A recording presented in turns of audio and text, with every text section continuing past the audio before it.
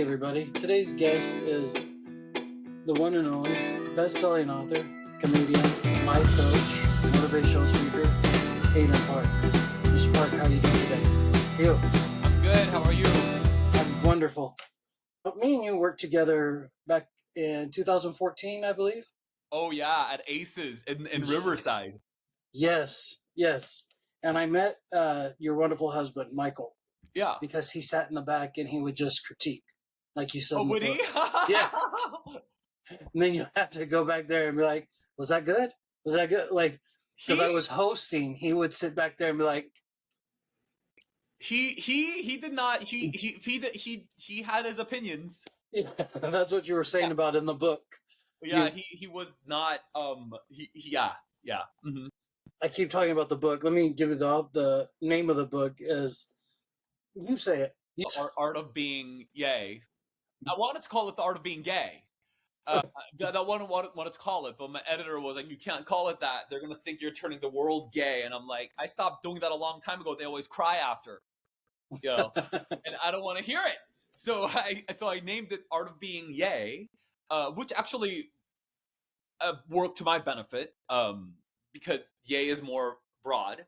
But Art of Being. So I like to say it real fast. Art of Being Gay. Yeah. What made you want to write the book? What made you sit down and somebody say, you know what? Because I listened to it. It was a great listen. I enjoyed it. Because I met Michael and I could understand everything that you were going through. Yeah. Because I had lost somebody to cancer as well, and it's not really because I could relate to you when I got injured about looking for pills at 7 a.m. and going to the Walgreens, and I could relate to that. And you were buying them on credit cards and stuff. Yeah, because like you go because the opioid crisis, they don't have it, and so it's like the worst game of whammy ever. It's like, what made you sit down and be like, let me write a book? Let me. Well, well, I mean, do you want the long version or the short version? We have as much time as you want. Okay, I'll try to make this interesting and succinct. So, my background is actually from the empowerment business world. Because when I was 19, I mean, I grew up with very, single mother, single grandmother, government housing. It was and so by the time I was 19, I was emotionally disturbed. I was homeless. I was HIV positive. And I was undocumented. I became a U.S. citizen ultimately, but I was all those things. And I ended up finding a mentor who said, all right, I will help you. I wanted to be a musical theater person at the time, and he said, I will set you up with singing lessons if you go and train in empowerment.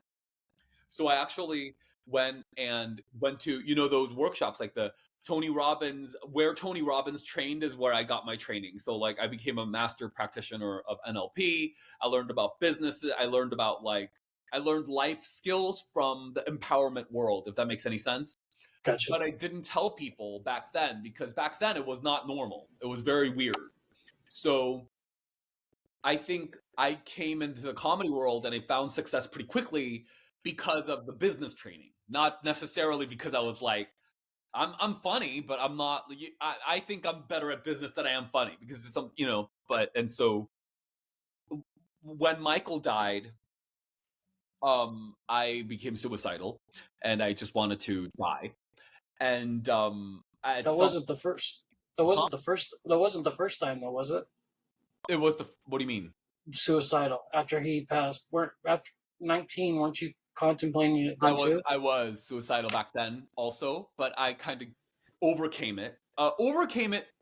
Like with those empowerment things, it's kind of feel like they're very driven about like who you can become, who you are, how you can be different than yourself, right? So it can be a bit of an escape, right? And so when Michael died, I hit up on it again, and I was like, I want to die. And I realized I was really serious because my mom called me and she noticed the signs, and she said, hey, you need to stay strong for me, because when your grandma died, I stayed for you. And I told her, I said we should both kill ourselves then, because we shouldn't. I don't want to be here. Um, and you don't want to be here either. So why are we doing this? And so I knew I was serious, and I realized that if I don't do something, I'm gonna die. So I ended up thinking, okay, how can I become? How do I stay here? I don't want to stay here feeling this bad. So how can I find a way to be happy? And so what I ended up doing was I ended up applying all of those tools for tangible results, business results and stuff, and I applied it to the result of emotion rather than like the business or money or things, or relationship or friendships. Like you could focus it in the direction of creating tangible results like money, cars, things, goals, where I made my goal emotions. And so when I did that, people around me noticed, and my mentor said I should write a book. And so I said, what have I got to lose? So I wrote a book. So that's how it happened. Is that what you're talking about? Those implements? Is that where the whiteboard concept was coming into effect? When you were writing, when you were listing down things on a whiteboard? You That was before he died, right? So I oh, had I'm sorry. a Yes. whiteboard. I had a whiteboard of things that Michael needed to do in order for him to survive. Which Then you had one that were listing like emotions, like you were talking about how if oh you know what I mean. You had not a whiteboard but you had a list of saying, okay, how am I going to feel happy? Well, I make, like you were talking about your comedy career. When somebody told you, hey, you're not really that funny, huh that kind of made you switch and be like, no, wait, I wasn't funny because what he was oh looking oh for. And then you listening to broke it. evidence, Right. Is that the concept that you're talking about? You were using in business, but then you transferred it towards right? your life. Right. So there's this part of your brain called the reticular activation system, which is really interesting. It picks up evidence for anything that your brain deems as relevant. So like for instance, like when you get a new car, what's your latest car? Toyota. Okay, so when you got a Toyota, you do all of a sudden see Toyotas on the road. Right. Right. Where it was filtered out before, but now it's relevant to you, so it comes through, right? So so similar to that, it's like whatever beliefs you hold, you'll find evidence for that. Like I can be like, I'm ugly, and I can keep telling myself I'm ugly, and then I'll find all the evidence to prove that I am ugly. So like you could say I'm the most beautiful person, but I'll just be like, well, Bubba just wants me on his podcast, so of course he's gonna say I'll like reason whatever to make sure it fits my narrative. So it's important to pick your narrative. Um, That's where Google came into play, right? Because yeah, you talk about Google yeah, and three things that I found that you were talking about in the book, and you leaned on a lot of support or you looked for advice was either reality, dance moms, yeah, Golden Girls, yeah, Judge Judy, yeah, right? yeah. You did the Judge Judy thing to turn around you needed 150 people for a bringer show or something. No, actually, it was The Apprentice. I'm Yeah, so I'm sorry to say, I look, don't know. reality. I don't People know might if it's cut me off. I no, I'm not. I'm just saying Yeah, reality. I mean, if you yeah, want to talk about yeah. like they weren't based in like a book, like you were like, let's see what's on channel two, and then we're like, that's a good idea, and then you just applied it in your own. Right. Yeah. So I learned how to learn. I'll say this. So so I would watch a TV show. Like I love. I'm so sorry. I loved that show, The Apprentice, because I learned a lot, and like nowadays it's not a popular opinion, but I still watch the UK versions. But like as somebody in 2005 who was trying to like run businesses, I didn't have business training. I never went to college. I never went to grad school. So like I would just watch those people and see what they did, and then try to copy. So like there were episodes where they had to make like marketing for like the new toothpaste that they were trying to market. So then I just watched them and be like, okay, that person got fired for not making the brand big enough, so I better make the brand big enough. Oh, the call to action has to be multiple places. I see. Okay, so I would just kind of like copy and trial and error, um and especially I would do that running comedy shows. um so Because uh comedy's hard. I mean, if people, I mean, I've been in it now for 13 years. It's a one person show until you become famous on Netflix or HBO. You know what I mean? And then you have a team with you. But until then, it's just you. You're promoting, you're selling, you're hosting, you're produced. Like it's all on you. You're writing, you're doing all of it, and people don't know that comedy is really hard for people. Yeah. I think the business end of comedy, honestly, is what if I didn't if I didn't have business understand, that's why I lead these business of comedy workshops for the comedy clubs, because Right. it's my passion. Because without the business knowledge, I would not. I would have lost, complete lost, because there's no rhyme or reason. Like, how do you quantify talent? How do you like you know who do you It's book? it's it's like anybody else. Like Saturday Night Live goes out and just sends people out, and they sit in the audience. You know what I mean? That's a lot. That's how Chevy Chase was found. That's how Eddie Murphy. That's how Right. they found him. They were like, "Hey, you need to go see this guy. He's performing at such and such." I think that was also the 70s though, because in Oh the yeah, 70s it was way less complicated. You had talent, you went out there, you did it. But nowadays, it's like there's social media, there's so many TV shows, there is comedy festivals and laugh festivals and comedy clubs, and everybody wants to get into comedy clubs, and everybody's using comedy. And how do you get around that? How do you find your footing within such a complicated market, it's all about it. On It's all about networking for me. That's how I. It's just I've known you how long now? Like Oh my God, it's been like, wait, the 9 years now, right? We right, met at the yeah. So Aces with it's Rocky. right. And I ran that show there, an open mic there for 3 years or something like that. Oh my God, I remember So driving down. Oh my God, it was like 2 hours, 2.5 hours for a 10-minute spot. I just, 10, you're generous. Did I let you go long? Like yeah, 10. no, I got 10-minute spot. I'm just playing. Yeah. But it, people don't, they want to be in it until they get in it and they're like, oh, wait a minute. I thought it was just get on stage and make people laugh type thing. And Oh my God, it's so awful. if like making people laugh is just 10% of the job. Oh yeah, You know what I mean? Like, yeah. It's not about making people laugh. I don't think it's about making people laugh. I mean, you have to make people laugh as a very baseline. But if you make people laugh and you don't understand your real purpose, you'll screw yourself over. oh, you know, Yeah. oh yeah. If you Yeah. don't, I don't like the word niche or whatever, but No. if you don't pick a lane and stay in it, Yeah.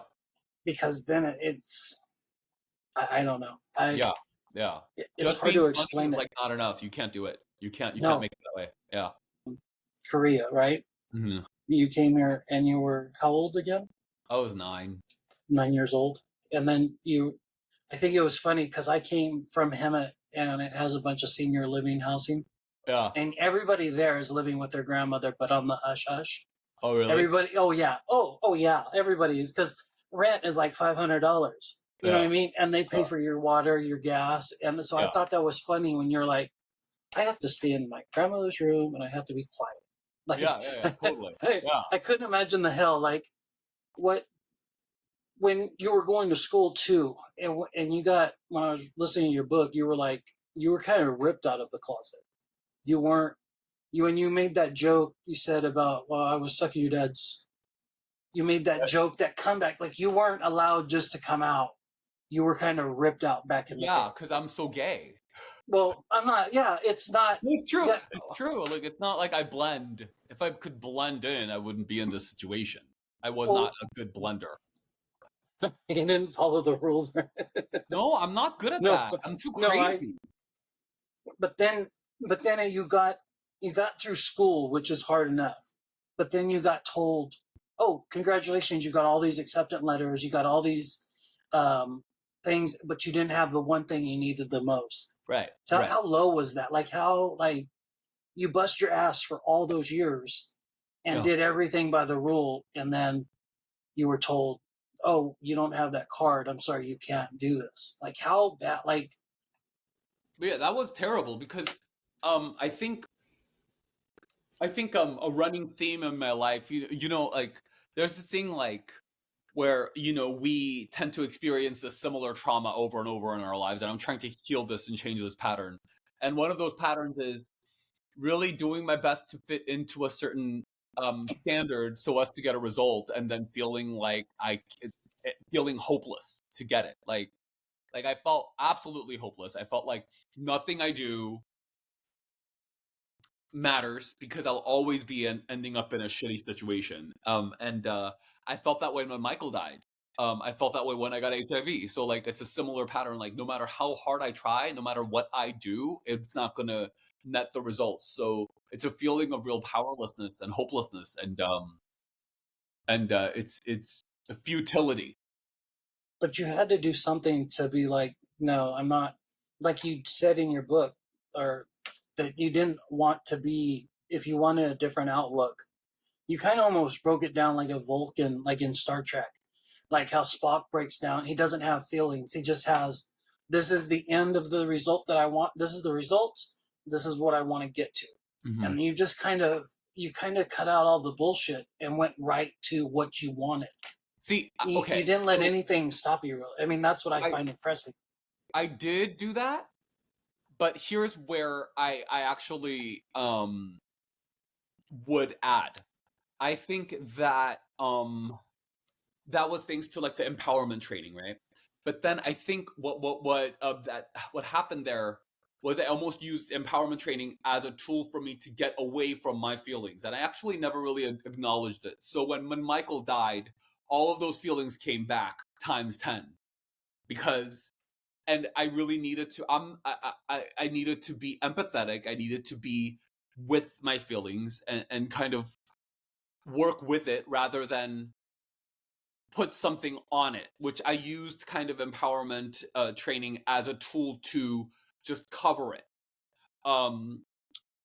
Because I did grow up in a lot of feeling like futility, and like who was gonna be there to caretake for that, right? Like my Right. mom and my grandma, like they grew up in futility. Like there's so much futility, and so at some point you can't, if you keep running from that feeling, it's like you'll make decisions like I'm never gonna feel futile in this situation, and so I'll leave this relationship before you leave me because then I don't want to feel that futility, right? Um, I won't go for big chances because if I do, then I can feel futile in losing that big chance. So like my fear of disappointment can drive my decision making, which could ultimately not be in my best interest. So do you get what I'm saying? I So like, understand what you're saying. You've covered up with one, like the whole whiteboard with Michael, instead of taking the cancer. Like, okay, he's got cancer, and Michael is even saying to his friends, like, "Hey, I want Aiden to be happy here." But you yeah, were like covering it up with the whiteboard, like Vince Lombardi, like, "Hey, correct. we're doing this. Yeah, we're We're doing like, this. We're doing this. Let's right." fix it. Let's go. And if I have a regret about the way I handled Michael is that I wish that I had been softer and more caretaking in his final days and more loving to him rather than mushing him to try to create a result that wasn't ultimately going to happen, But was that mushing and trying to force him? Was that the coping mechanism for you to not deal with? Okay, he is gonna pass away. Yeah, I couldn't handle it because I never, before Michael, I would never had somebody who I felt like who knew me and loved me for who I was ever. I felt like my mom wanted me to be straight and I couldn't be that for her. My grandmother wanted me to be a certain way and I couldn't be that for her. I don't feel anybody in the world really saw me for who I was and loved me for who I was ever. And Michael did, and he really appreciated my nature. And so I felt while I was with him like I was seen and heard and valuable and lovable. And then he's gone. And so I felt like I'll never have that again.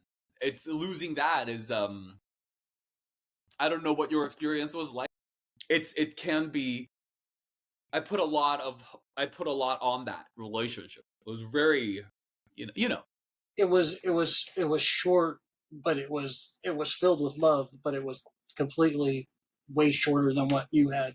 You had visioned this and to be in a 20, 30, 40 year relationship. You didn't know that you were going to turn around and it was going to be, nobody prepared you for that. Well, I think if I this sounds crazy, but I feel like I'm a little bit. I have like a little bit of weird psychic thing going on. I know, and because during the entire relationship, I knew he was gonna die. I was like, "You're gonna die first, and I'm gonna be left behind, and I don't know what I'm gonna do." And I would constantly be thinking that. I don't know what drove that, but I always knew. I knew he was gonna die, and I was gonna have to fend for myself after his death here. A lot of And women say that in marriages. A lot of women, that's, if you ask married women, that's their number one fear. yeah, I get it. It's rough. It's you know, I love that guy. And that was rough.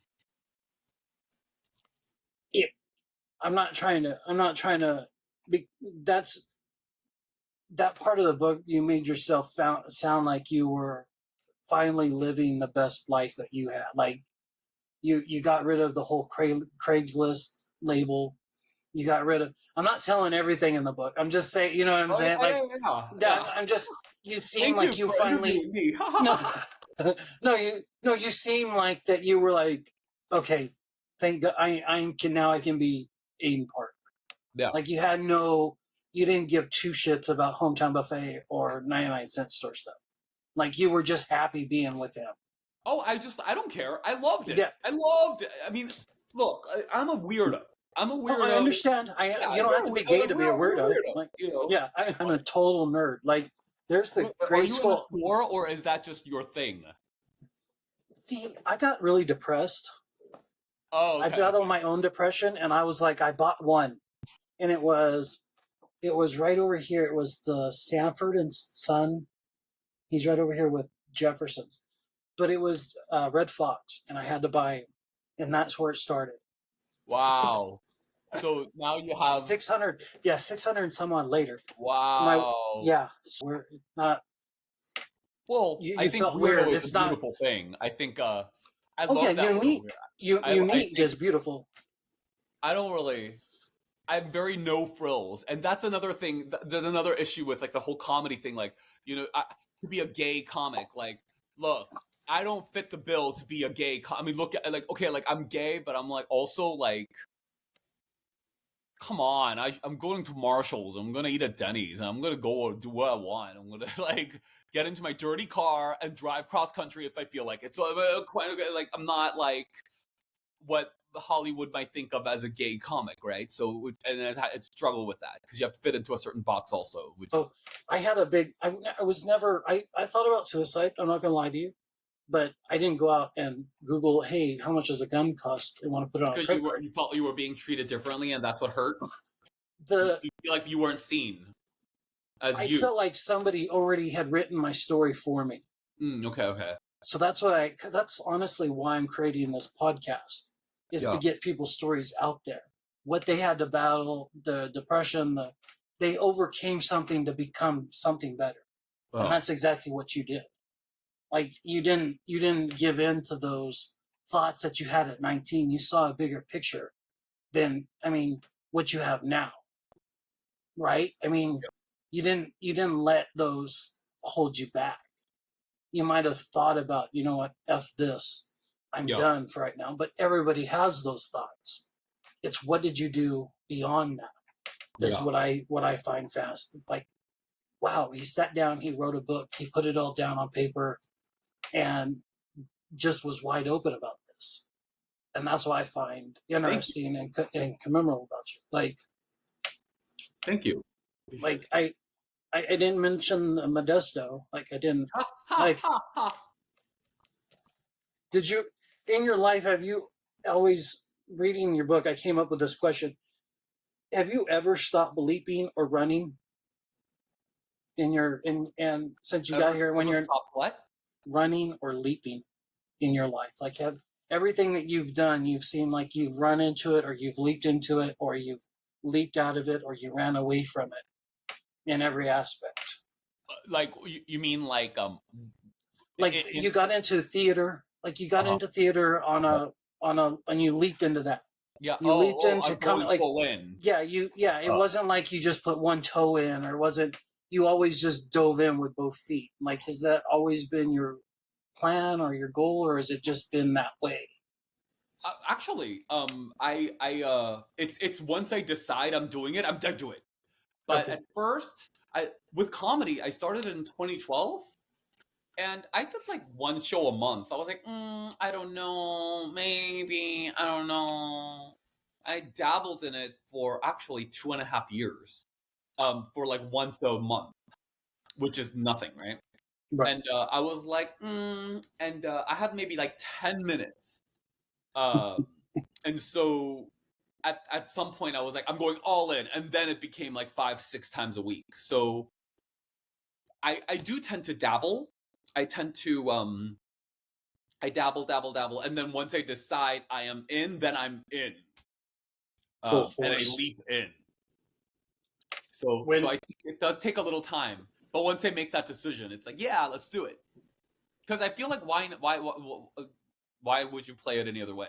Like, right. like you know. There's a point in your book that you get called um, you 2 points that I kind of saw you were, how do I want to say this? You It's kind of snapped you out of whatever you were in.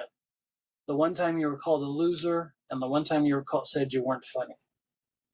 Uh It huh. kind of like snapped you. Like you kind of, can you tell me what you were thinking then? Like the when you were doing paraphernalia Uh huh. with somebody in Modesto and they Uh huh. called you a loser, Yeah. right?